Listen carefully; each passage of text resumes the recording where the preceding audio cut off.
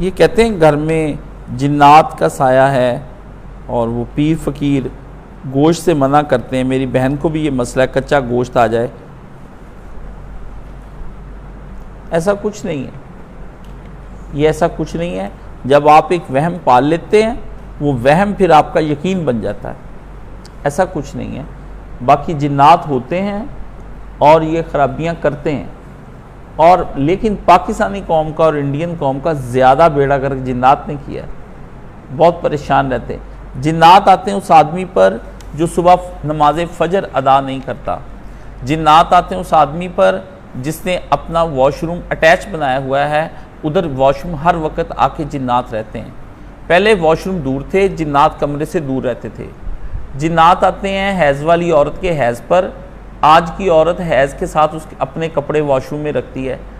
जिन्नात आते हैं बच्चे के पखाने पर। आज की माँ अपने बच्चों के पैम्पर्स वहाँ पे रखती है। जिन्नात आते हैं उस घर पर शाम के वक़्त में जिस घर में आउज़ भी कलिमतिल्लाहि ताम्मता नहीं पढ़ा जाता। जिन्नात आते हैं उनके बीमारियां जिन्नात वाली उनके घर पर आती हैं, जो ख़वातीन बर्तनों को रातों को ढांपते नहीं और बिस्मिल्लाह करके उसको बंद नहीं करते उनके घरों के ऊपर। यहाँ जिन्नात चूँकि कुफ़ार हैं, जैसे आप खुदा के नाफरमान हैं, वो इस कदर नाफरमान है कि इस वक्त वो पूरी दुनिया को तंग करते हैं। आपने शरीयत के दायरे में आना नहीं, जिन्नात ने आपको तंग करने से हटना नहीं। तो आप कहते हैं बेटा बीमार रहता है, फलाना बीमार रहता है, फलाना ऐसे करता है। मैं क्या कर सकता हूँ? जिसके घर में टीवी बजेगा, गाना चलेगा, सारे काम होंगे, जिन्नात आएंगे वहाँ पर। ये तो होगा।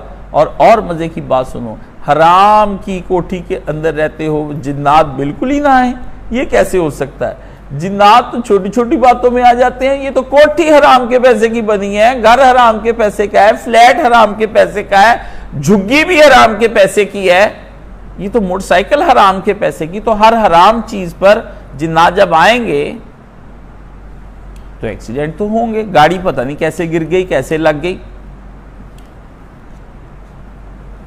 वो तो आएंगे। मैं तो जिन्नात का सिर्फ इसी बात पर कायल नहीं हूं कि घर में, वो तो जो कुछ आफते उनके जरिए से आएंगी। अल्लाह के नबी ने बताया था कि इन चीज़ों के पढ़ने से तुम्हें दिन रात ये पढ़नी पड़ेंगी। एक मोमन को सिर्फ सच ही नहीं बोलना पड़ेगा, सिर्फ ईमानदार रिज़्क ही नहीं लाना पड़ेगा, बल्कि ये बाकायदा पूरा सिस्टम दिया है रसूलुल्लाह ने कि मोमन सुबह शाम ये अज़कार भी करे, दुआएं भी पढ़े, ये सारे काम भी करे और साथ नेकियां भी करे। फिर जिन्नात से कभी आपका एक दरवाज़ा खुला है, एक बंद है, एक रोशनदान खुला है, एक बंद है, तो बीच में जिन्नात तो आएंगे आपके यहाँ।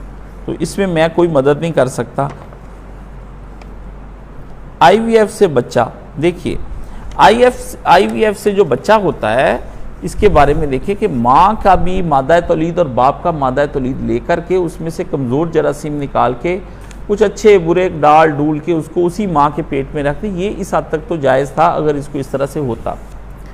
मगर आप ये देखें जिस प्रोसीजर से ये होता है सारा कुछ, वो क्या बाप के अंदर से इंजेक्शन भर के उसके मादा तौलीद लेते हैं? मतलब आप सोचिए, वो मास्टरबेशन करता है, वो भी उसको उसके आप क्या कर रहे हैं आप?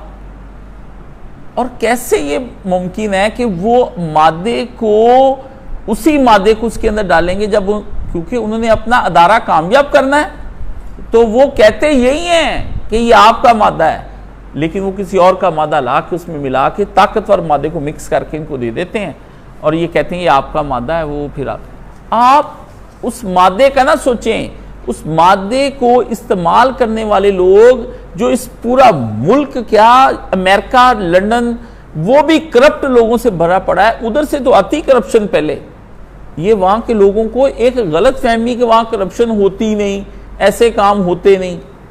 बहुत भोले भाले हैं वो लोग ना। मैं कभी कभी कहता हूं कि या अल्लाह ऐसे भोले भाले को ना बस रहम ही फरमा। शुक्र है ये पाकिस्तान में नहीं, ये तो बेड़ा ही गर्क कर देता। अच्छा हुआ ये इंग्लैंड ही चला गया। भाई वो ऐसा कुफर का निजाम है, वो आपको कहते हैं कि लेबॉर्ट्री ने बता दिया, DNA ने बता दिया। लेबॉर्ट्री नहीं खरीदी जा सकती, बंदे ने इस्तेमाल करनी वो चीज, मशीन। हमाकत की इंतहा है। इसलिए मैंने जब 2005 में क्राइम की बुनियाद पर जना की सजा ये मुझे मेरा एक प्रोजेक्ट मिला था एमफिल के अंदर, तो मुझे इस पर बहुत पढ़ना पड़ा था।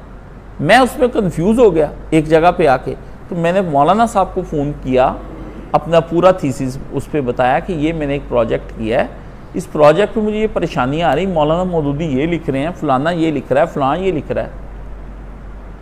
तो क्राइन को भी मैंने कहा क्राइन उसने ज़िना किया है, तो कहते वो तो, मैंने कहा अगर क्राइन कहें कि नहीं इससे ज़िना नहीं हुआ, ये इस तरह से मादा अंदर चला गया, तो कहते सज़ा तो काशिफ मिलेगी। ये इन्होंने कुफार ने चीज़ें इसलिए पैदा की कि आपका इस्लाम मशकूक बना दें। आप समझते हैं कि उनकी इजादात का आपके एथिक्स और आपके अकायद और आपके फेथ के साथ कोई ताल्लुक़ नहीं, ये आपकी जहालत है। इस पे साइंस एंड टेक्नोलॉजी के मैंने 53 खुतबे दिए हैं। वो लोग जिन्होंने इसको समझा है, पढ़ा है, वो तो मुझे अप्रिशिएट करते हैं, जैसे आंखें इस तरह, जैसे उनकी आंखें खुल गई, जिनको साइंस आती है। ये मैट्रिक वाले नहीं और एफएससी वाले भी नहीं, प्लीज़ प्लीज़, ये एमएससी वाले भी नहीं, ये तो ये कहाँ साइंस है, इनको क्या पता बेचारों को, 3rd क्लास सिलेबस पढ़ने के बाद ये इनको क्या पता।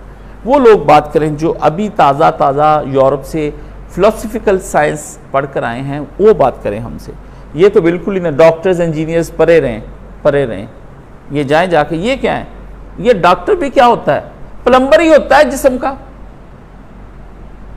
एक नाड़ काट दी एक डाल दी, ये क्या इल्म हुआ, ये इल्म है भाई। इल्म बहुत बड़ी चीज़ है, वो तो कॉन्सेप्ट्स होते हैं, उन पे बहस करनी, थीम्स पे बहस करनी, थिंकिंग एंड थॉट्स पे बहस करनी, ये प्लम्बरों का, इलेक्ट्रीशियंस का, लोहारों और तरखानों का काम नहीं है। ये साइंटिस्ट जितने हैं ये सारे लोहार तरखान है। ये आप होते बड़े परेशान, उससे बम बना दिया, भाई बम बनाया उसने, एटम छोड़े, आप क्या बात करते, टेक्नीशियन था, जोड़ जाड़ के उसे एक चीज़ बना दी। जिन लोगों ने पहली इजादात की हैं वो क्या साइंसदान थे? फलसफा एक अलग चीज़ है और टेक्नीशियंस होना एक अलग चीज़ है, समझ गए।